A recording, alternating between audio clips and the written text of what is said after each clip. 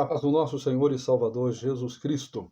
Vamos conversar sobre a Bíblia, vamos meditar um pouquinho na palavra de Deus e assuntos relacionados à palavra e à igreja. Eu gostaria de deixar com você um texto no livro de 2 Timóteo, no capítulo de número 1 e no versículo de número 7, que diz mais ou menos assim, que Deus não nos deu um espírito de temor, mas de fortaleza, de moderação, de equilíbrio. Amado irmão, amigo em Cristo Jesus, eu gostaria de falar com você um pouquinho sobre a situação da igreja brasileira em tempos de coronavírus. É a segunda parte, porque eu já fiz uma meditação anterior. Eu gostaria de desmistificar algumas coisas e de acrescentar outras que eu deixei de acrescentá-las naquele vídeo anterior. A primeira coisa é que homens mal intencionados falaram algumas coisas a respeito da igreja que não são bem verdade. Uma delas é que tem tomado conta das redes sociais, é que algumas pessoas mal intencionadas digitaram o seguinte, que em meio ao coronavírus veio para provar que a igreja não faz milagres, a igreja não cura ninguém. Meu amado irmão, meu amigo em Cristo Jesus, eu não sei de onde a pessoa tirou a ideia que a igreja cura alguém. Em nenhum texto sagrado está escrito que a igreja cura.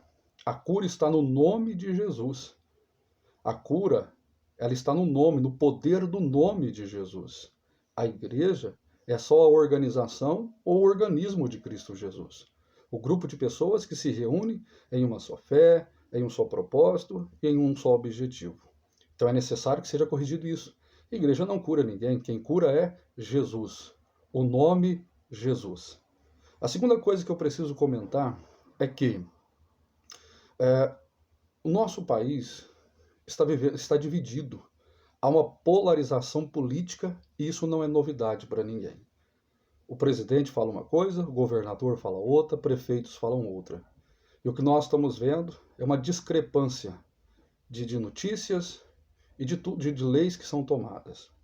O isolamento social que foi implantado de uma forma completamente equivocada, sem nenhum estudo, sem nenhum planejamento, tomado no calor das emoções, e nós estamos vendo agora, e vamos ver ainda mais, as consequências da implantação irracional desse isolamento. Não estou dizendo que não deveria ser feito, mas deveria ser feito, primeiro, um distanciamento social, a aplicação dos meios de prevenção, a máscara, o álcool em gel e tudo mais. E não da forma que foi feita, aonde de imediato se ordenou o fechamento de comércios, de igrejas e de tudo mais. Pois bem, isso já é uma realidade. Mas como que a igreja tem lidado com esse isolamento social? Como que a igreja tem lidado com com esse imperialismo, assim dizer, com esse autoritarismo, melhor dizendo, desses governadores, desses prefeitos, desses homens que tomam decisões, implantam leis e fazem decretos sem pensar no bem comum da sociedade? Como que a igreja está reagindo a isso? No outro vídeo eu falei sobre a importância da igreja ir para as redes sociais, pregar o evangelho, porque o evangelho é semelhante à água, não encontra barreiras, né? Ele acaba contornando. E eu parabenizei os pregadores que evangelizavam pelos rádios, nas redes sociais, no Facebook, fazendo lives, enfim, o evangelho sendo pregado. Glória a Deus por isso. E nessa pequena meditação, eu queria falar com você sobre a importância da igreja não deixar o medo tomar conta do seu coração. Sim, porque o noticiário só nos vem trazendo notícias ruins. É o aumento do número de casos, é o aumento de óbitos, e as pessoas nas suas casas ficam com o coração apertado, o medo, parece que tudo vai acabar com esse vírus. Mas não é bem assim, meu irmão. Nós não estamos negando a letalidade desse vírus, mas nós não podemos anular a nossa vida e a nossa fé diante desse vírus. A Bíblia diz que Deus não nos deu um espírito de medo, mas de fortaleza. Nós precisamos entender o quanto é importante nós exercermos a nossa fé, a esperança e acreditar que realmente um dia melhor virá. Nós não podemos nos trancar dentro do nosso eu, viver tempos de pânico, de histeria coletiva, medo de ir à farmácia, à padaria, ao mercado. Não! Irmãos, amigo em Cristo Jesus, nosso Deus é poderoso para nos guardar, nos proteger. O nosso Deus é poderoso para nos dar saúde. Nosso Deus, ele é poderoso para nos fazer vencer todos os obstáculos que possam se propor à nossa frente. A igreja, ela é o baluarte da verdade. A igreja é o propagador de fé e de esperança. Se nós nos anularmos, se deixarmos o medo tomar conta da nossa vida, das nossas decisões, das nossas atitudes, meu amado irmão, o que será de nós? Nós precisamos impor através da fé uma nova atitude, um novo posicionamento. Eu não estou dizendo que você não deve praticar os meios de segurança. Tem que se prevenir mesmo, usando as máscaras, o álcool em gel, todos os meios necessários. Mas, acima de tudo, alimentar a sua fé, alimentar a esperança no seu coração. Acreditar que Deus está no controle de tudo. E que se Deus permitiu que a terra vivenciasse esse momento, Deus tem os seus propósitos e os seus porquês. Mas nós, a Igreja de Jesus, não podemos nos abater. Nós não podemos ser tomados pelo pânico, pela histeria coletiva. Nós temos que agir por fé, propagar a fé, agir pela fé, falar de um Deus que salva, que cura, que liberta. Meu amado irmão, fecharam-se as igrejas, proibiram-se as reuniões cristãs, como se colocando um ponto final, dizendo assim, acabou a esperança. A civilização humana vai deixar de existir. E isso é uma mentira. E na história da humanidade, existem vários outros casos de pandemia. A peste negra, a gripe espanhola, as outras doenças.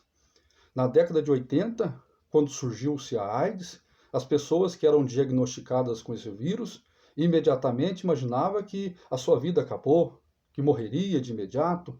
Então as pessoas perdiam o ânimo, a esperança e se entregavam à doença. As pessoas, quando eram diagnosticadas com aquele vírus, era como se tivessem recebido uma sentença de morte. Com o avanço da medicina, com os estudos, começaram a injetar esperança. Mesmo a pessoa contagiada com o vírus poderia sonhar e esperar ter uma longanimidade de vida, uma longevidade, né? Mais anos de vida pela frente, independente de estar ou não contaminada. Meu amado irmão, é isso que está acontecendo. As pessoas estão sendo contaminadas não somente pelo vírus ou pelo coronavírus, mas pelo vírus da ignorância, do medo, do pânico. As pessoas estão perdendo a esperança da vida, da felicidade. E eu quero deixar esta palavra nesta tarde para você. A igreja não é responsável pela morte de ninguém. A igreja é responsável por uma mensagem de vida, de fé e de esperança. Que nós, cristãos, servos de Jesus, venhamos nos posicionar com fé, autoridade, entendendo que existe sim uma gravidade muito grande, o vírus é letal e mortal. Precisamos entender que nós precisamos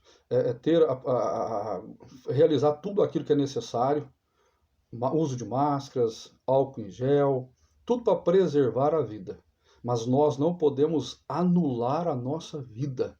Nós não podemos deixar ser tomado por um pânico, por uma histeria. Não. O nosso Deus está no controle de tudo. O nosso Deus está no controle de tudo.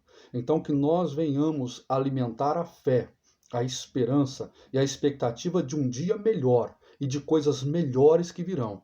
Porque este vírus não é o fim. É simplesmente um mal que está assolando. Mas a história humana continuará. Logo mais vão descobrir uma vacina. Nós oramos sistematicamente por isso, né? Para que Deus ilumine a mente dos cientistas, das pessoas que estão trabalhando para descobrir esta vacina, um remédio, um medicamento, enfim. E acreditamos que isso vai acontecer. E logo mais todos seremos imunizados e a vida vai continuar. Mas é importante que nós não venhamos nos deixar vencer pelo medo, pelo pânico, acreditando que a vida acabou. Porque não acabou e Deus ainda tem propósito comigo, com você. Deus ainda tem coisas grandes para realizar no nosso meio. Que Deus os abençoe em nome de Jesus.